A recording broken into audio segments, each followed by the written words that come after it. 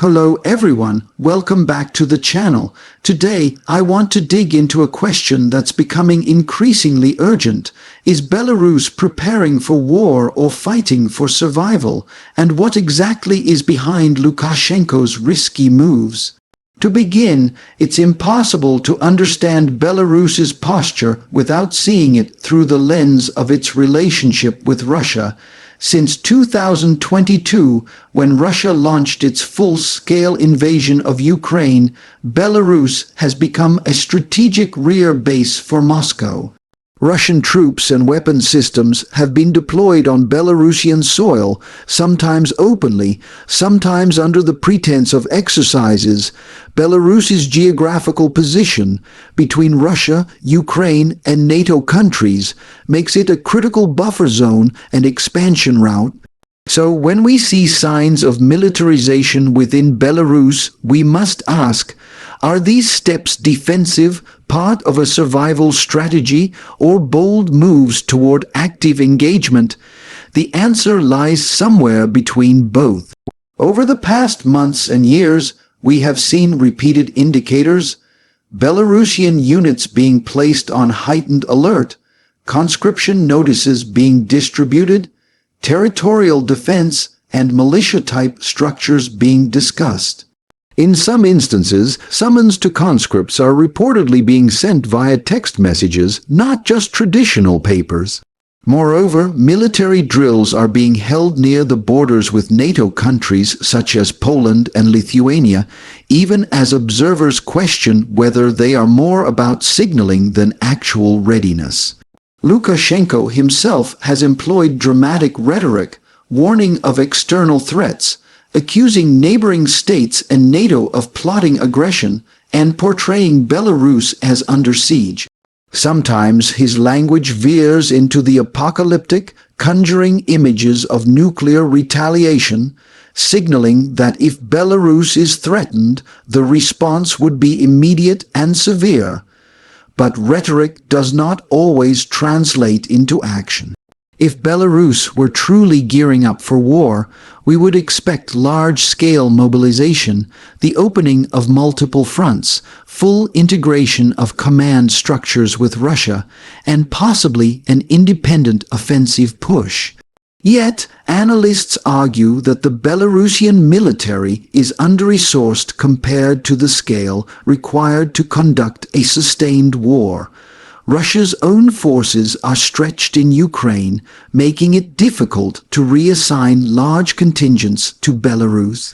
In fact, some assessments suggest that Belarus's role is likely to remain as a facilitator, a launchpad, and a logistical hub rather than as a principal combatant. One of the most telling developments in recent times is the upcoming Zapad 2025 joint military exercise. The bulk of the maneuvers will be conducted on Belarusian territory, effectively solidifying Belarus's role as part of Russia's strategic depth. The exercise is expected to include operations involving nuclear, capable systems and missile deployment, reinforcing the idea that Belarus is becoming more enmeshed in Russia's military architecture. Belarusian forces are already operating under de facto Russian command structures for many operations, and the exercise is a testbed for that integration. While Lukashenko insists the drills have a defensive character and that observers from Western countries have been invited, many see these as carefully choreographed displays of power and deterrence. Then there is the nuclear dimension.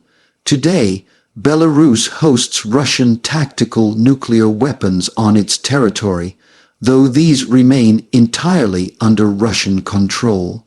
The recent treaty between Lukashenko and Putin places Belarus under Russia's nuclear umbrella, effectively giving Moscow the option to use these weapons to defend Belarus or to respond to perceived threats in the region.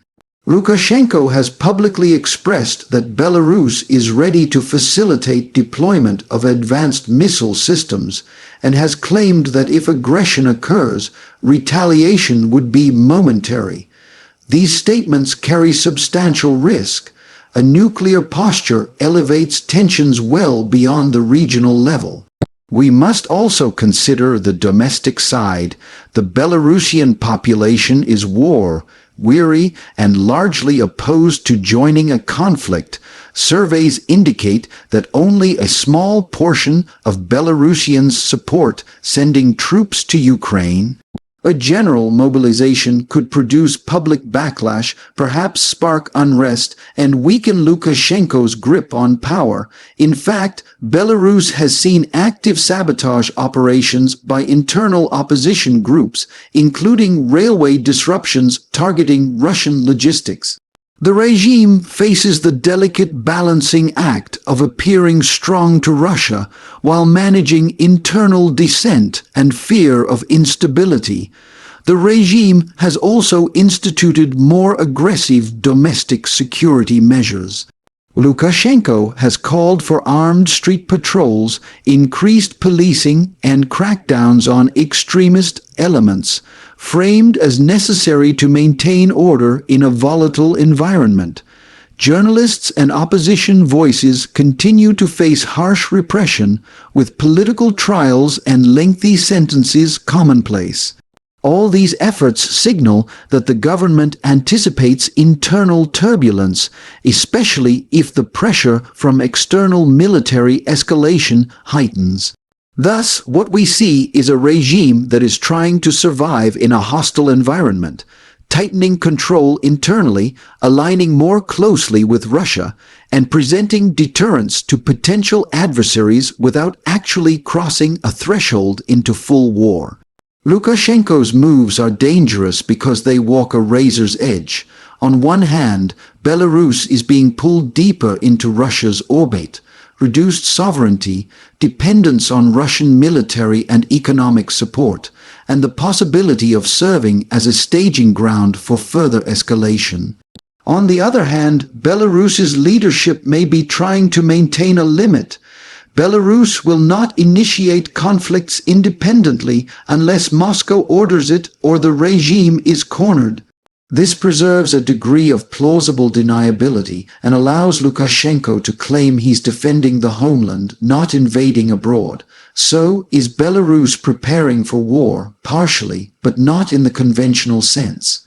More accurately, Belarus is fortifying itself, militarily, politically, and psychologically, for the possibility of being dragged into war.